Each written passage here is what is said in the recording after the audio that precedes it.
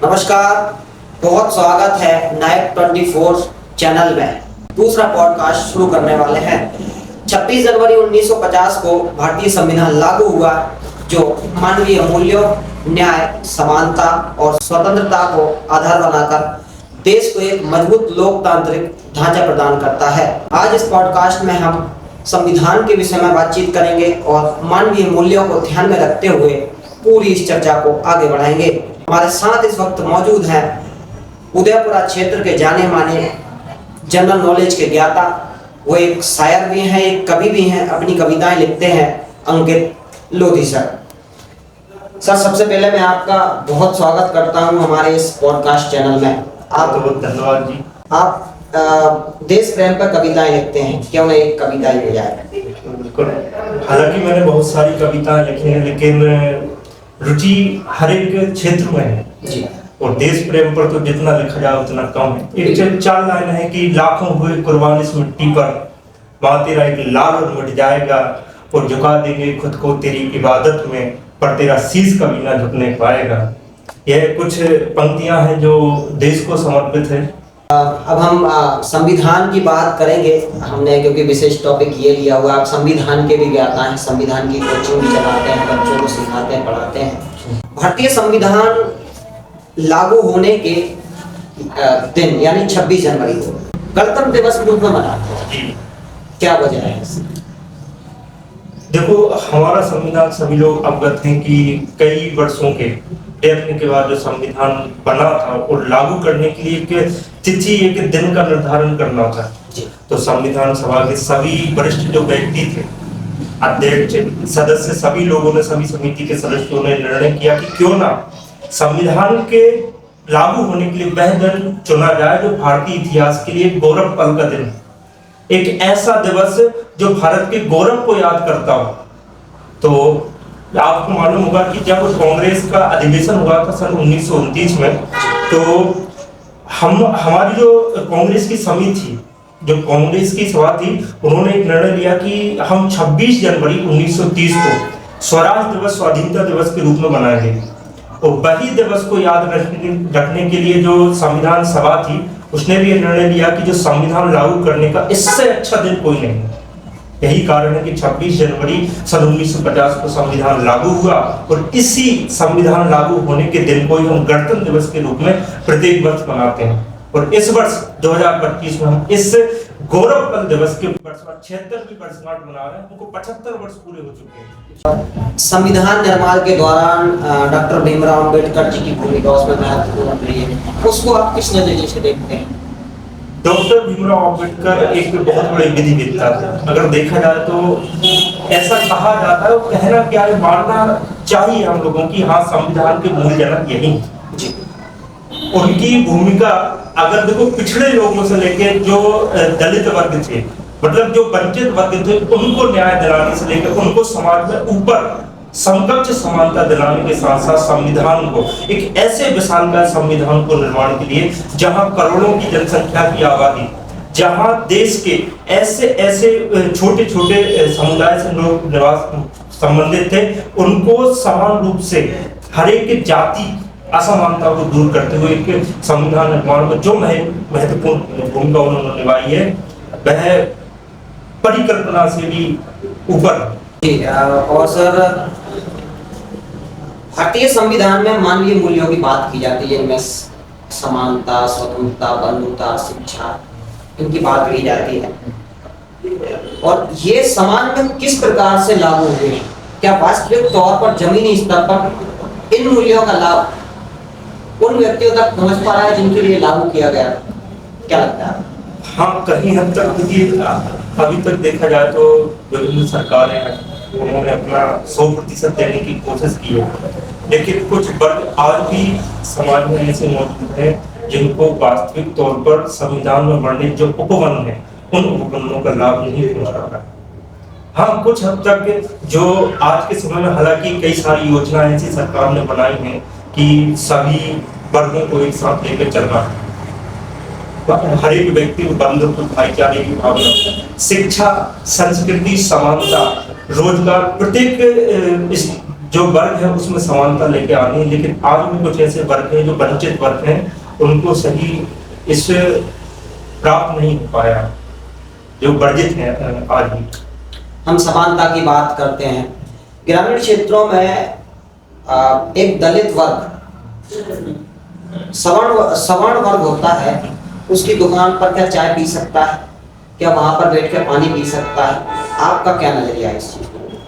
हाँ, आज से ये बहुत अच्छा क्वेश्चन है आपको, क्योंकि समाज में बहुत बड़ी रूढ़िवादिता है लोगों के बीच। ऐसी रूढ़िवादिता विद्यमान है कि अगर आज जो भारत का युवा शिक्षित हो रहा है, शिक्षित युवा के लिए एक कह सकते हैं कालिक के समान, कि अगर वह व्यक्ति भी इस रूढ़िवादिता को अपना रहा है, जो सवर्ण वर्ग है, जो उच्च वर्ग के व्यक्ति हैं, वो आज भी कहीं ना कहीं उनके वो सामाजिक तौर पर यह रखते हैं कि नहीं, जो हरिजन है या अन्य जो दलित वर्ग हैं उनसे आज भी परहेज रखते हैं। यह वास्तविकता है, ग्रामीण क्षेत्रों में वास्तविकता है। आप भी ग्रामीण क्षेत्रों से परिवेश से जुड़े हो, ग्रामीण परिवेश से जुड़े।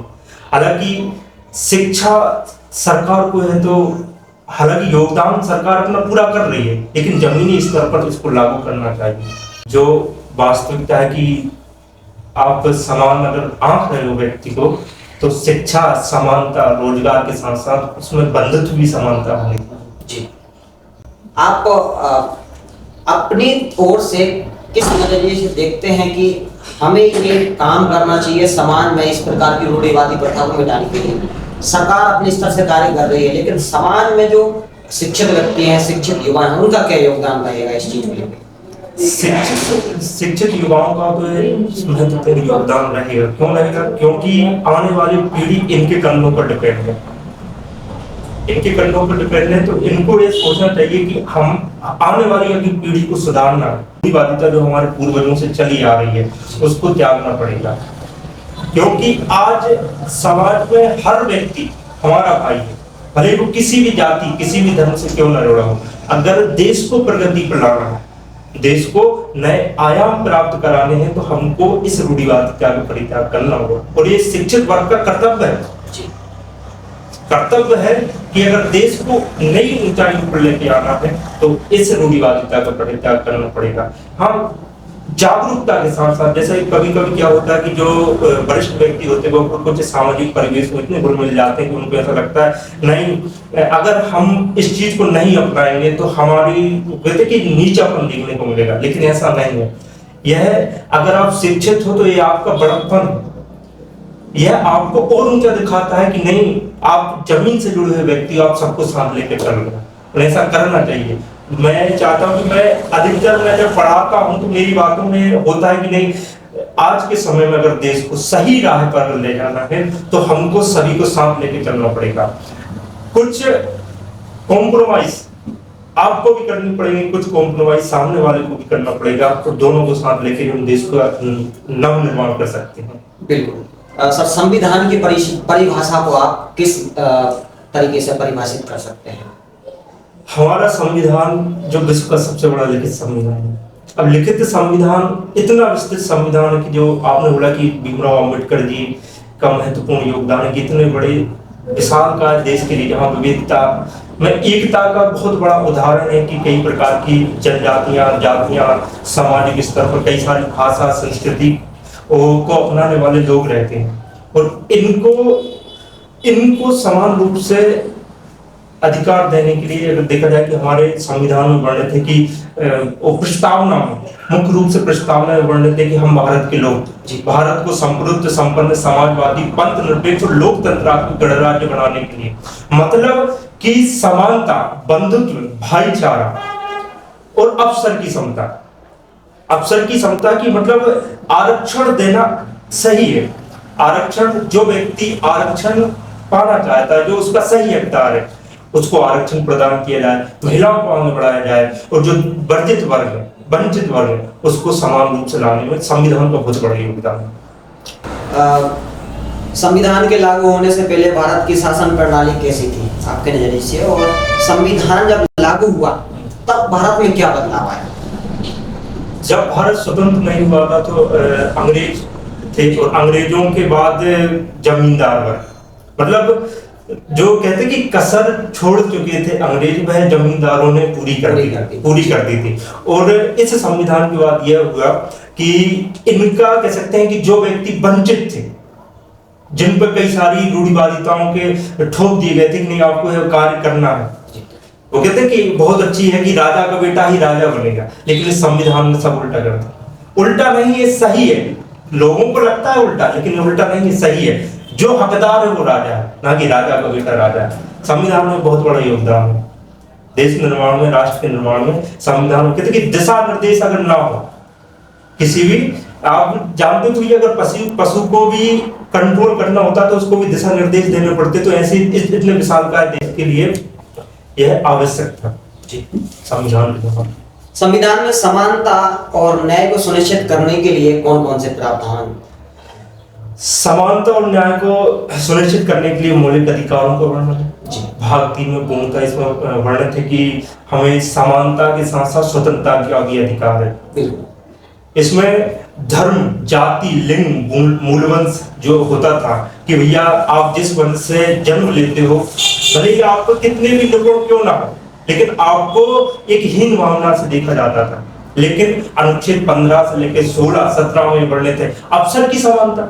आप देखिए कि आज से 20 वर्ष 40 वर्ष पहले जब संविधान इतना प्रभावी नहीं हुआ करता था, तो उच्च जो अधिकारी वर्ग की पोस्टें होती थी कि उच्च व्यक्तियों को ही प्राप्त हो सकती थी। लेकिन आज संविधान में यह हो गया कि अगर व्यक्ति भारत का नागरिक है तो उसे हर एक पद पर आश्रित होने का अधिकार, यह बहुत बड़ी रही है जी। संविधान की उद्देशिका में उल्लेखित है सामाजिक और आर्थिक राजनीतिक न्याय किस प्रकार से समाज में और ग्रामीण क्षेत्रों में लागू हो पा रहा है?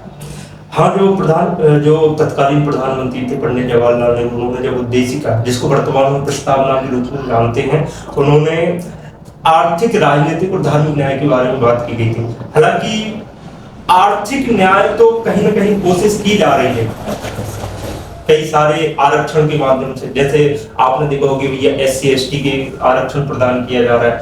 और इस पर भी मांग उठी थी कि क्या सामान्य वर्ग का व्यक्ति आर्थिक रूप से पिछड़ा भी तो होता, उसको भी आरक्षण देना चाहिए। तो सरकार ने इसका पूर्णतः इसको नजरअंदाज न करके इसको अपनाया और EWS कार्ड के बारे में परिचित होकर प्रदान किया है।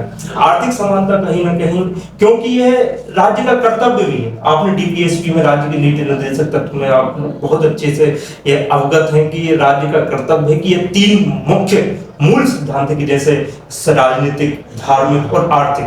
राजनीतिक समानता कहीं हद तक अपनाई तो जा रही, लेकिन आज भी आप देखते हो कि सही मायने में, क्योंकि जो दल का प्रावधान होता है, दल में जो वंचित वर्ग है वो आज भी वंचित ही।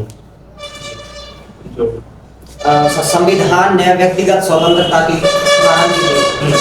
आपको व्यक्तिगत स्वतंत्रता मिलेगी, लेकिन वो स्वतंत्रता वास्तविक रूप से लागू हो पा रही है कि नहीं हो पा रही है लोगों के बीच में? व्यक्तिगत स्वतंत्रता के हाँ कहीं हद तक कोशिश तो की जा रही है हर एक विभागों के, सरकारों में, जो कि व्यक्तिगत स्वतंत्रता प्रदान की जाए। लोगों का यह मूल अधिकार है। मूल अधिकार हमारे संविधान में वर्णित है। अनुच्छेद 21 में इसकी चर्चा की गई है कि व्यक्ति को जीवन, प्राण एवं दैहिक स्वतंत्रता इसमें वर्णित है। तो हाँ कहीं हद तक इसको तो मैं कहना चाहता हूँ कि पूर्ण रूप से अपनाया गया है जी। संविधान में धर्मनिरपेक्षता का अर्थ भी है। भारत में सामाजिक ढांचे में कैसे लागू होता है धर्मनिरपेक्षता? अर्थात प्रस्तावना में जोड़ा गया था, हालांकि मूल संविधान में नहीं था धर्मनिरपेक्ष शब्द, जिसको 1976 में जोड़ा गया है 42वें संविधान संशोधन के माध्यम से। धर्मनिरपेक्षता, समाजवादी, ठीक है। इसका अर्थ यह होता है कि राज्य का कोई धर्म नहीं जी, क्योंकि भारत एक, आप भी जानते हो कि विभिन्न धर्मों से सजा हुआ देश है। यहाँ पर हिंदू, मुस्लिम, सिख, ईसाई, जैन, हर धर्म के व्यक्ति भाईचारे के साथ निवास करते हैं। और किसी एक धर्म को बढ़ावा देना, जैसे आपने देखो कई सारे देश हैं जो धर्म प्रधान देश है, वहां उनका खुद का राष्ट्रीय धर्म है, लेकिन भारत ऐसा नहीं है। भारत में सभी धर्मों को समानता, सौहार्द के साथ अपनाया गया। सभी धर्मों के साथ समान व्यवहार बर्ताव किया जा रहा है। यही धर्मनिरपेक्षता। हम सामाजिक न्याय उनको कितना मिल पा रहा है? क्या आज भी वह छुआछूत से आजाद हुए हैं? क्या वह आज भी अस्पृश्यता और अस्पृश्यता से आजाद हुए हैं? इसके बारे में आपका क्या विचार है? संविधान में एक बड़े शब्दों में लिखा गया है, अनुच्छेद 17 में लिखा गया है, 17 में, कि अस्पृश्यता का उन्मूलन। जी, मतलब छुआछूत आज हालांकि कहीं हद तक इसका उन्मूलन तो किया गया है, लेकिन जमीनी स्तर पर जो कहना चाहिए कि एक विकासशील देश के लिए भारत जो एक विकास की प्रगति की राह पर है, उसमें इसमें छुआछूत जैसे काला धब्बा आज भी मौजूद है। इसमें वंचित वर्गों के साथ आज भी उनके व्यवहार के साथ उनका अवमानना आज भी की जाती है। महिलाओं से लेकर उन जो क्या बोलते हैं अशिक्षित और शिक्षित, इसमें दो तरीके से भी अस्पृश्यता शिक्षित और अशिक्षित के रूप में भी देखी जाने लगी, और जातिवाद की अस्पृश्यता जिसका प्रयत्न किया जा रहा है लेकिन आज भी यह मौजूद है, विद्यमान है। सर, इसका निवारण कैसे कर सकते हैं हम? किस प्रकार से, क्या सरकार कोई कदम उठाएगी या पढ़े लिखे युवाओं को आगे आना पड़ेगा? क्या कैसे कर सकते हैं? तो देखिए, संविधान में इस वर्णित भी है, अधिनियम के आधार पर, अनुच्छेद के आधार पर इसमें सजा का प्रावधान किया गया। लेकिन यह है कि सरकार जो कहते हैं कि कार्यपालिका, न्यायपालिका और विधायिका, तीन अगर जब तक ये आधार स्तंभ है भारत के, तीनों साथ में एकजुट होकर कार्य नहीं करेंगे, यह जो कुरीति है वो विद्यमान रहेगी। जो कार्यपालिका, जो विधायिका है, उसने अपना कार्य कर दिया, विधि का निर्माण कर दिया, कार्यपालिका वह उसको अपना रही है, लेकिन न्यायपालिका आज भी पीछे है, सही तरीके से न्याय नहीं मिल पा रहा है। अगर न्याय मिलने लगेगा तो ये अपने आप ये खत्म हो जाएगी। जी, भारत देश जैसे विशाल देश में विशाल संविधान बनाया गया है, काफी विस्तृत संविधान है। आपने अमेरिका का संविधान देखा होगा जिसमें मात्र 40 पेज में उसका पूरा विवरण दिया हुआ है। क्या ऐसी वजह रही है जो इतना बड़ा संविधान का निर्माण करना पड़ा? वजह तो देखिए बहुत सारी वजह है, लेकिन सबसे बड़ी वजह है जनसंख्या। जी, अब भारत इतना विशाल का देश, आप जानते हो भैया 28 राज्य, यहाँ 8 केंद्र शासित प्रदेश। हालांकि जब संविधान बन रहा था तो इतना विस्तृत रूप नहीं था राज्यों का, लेकिन विविधता फिर भी मौजूद थी। भाषा की विविधता, जाति की, संस्कृति की, लिपि की, ये कई सारी विविधताएं थी। और वो कहते हैं कि भारत तो एक ऐसे माला के समान है जिसमें कई सारी संस्कृति को अपनाने वाले मोतियों को पिरोया गया है। अब इतने सारे मोतियों, एक भी मोती अगर टूट जाएगा, निकल जाएगा, तो माला कैसी लगेगी? बिल्कुल सही। यही कारण है कि संविधान में प्रत्येक वर्ग के व्यक्तियों को साथ लेकर, और भारत के संविधान में आपको मालूम हुआ कि कुल 10 देशों के संविधान को अंगीकृत किया है इसमें। मतलब जो मूल तत्व थे, मुख्य तत्व तो उनको अपनाया गया है, और अधिकार से लेके दिशा निर्देश, कर्तव्य, जो हमारी संसद, राष्ट्रपति, राज्यपाल, सभी के कार्यों को इसमें वर्णित किया गया है। मुख्य रूप से अधिकार से लेके, ठीक है, नागरिकता के बारे में वर्णित किया गया। यही कारण कि हमारा संविधान ने इतना विस्तार रूप ले लिया। और जो सबसे लिखित संविधान, यह भारत, आपको पता है विविधता में एकता। जी, विविधता में एकता। अगर कोई व्यक्ति, मतलब किसी अन्य देश में ऐसा नहीं होता है, अन्य देश में ऐसा नहीं होता कि उन्होंने बोल दिया हमको एक वर्ग को प्रावधान देना नहीं, भारत में ऐसा नहीं है। भारत में सभी वर्गों को समान रूप से अपनाया गया। यही कारण है कि विस्तार रूप ले गया संविधान।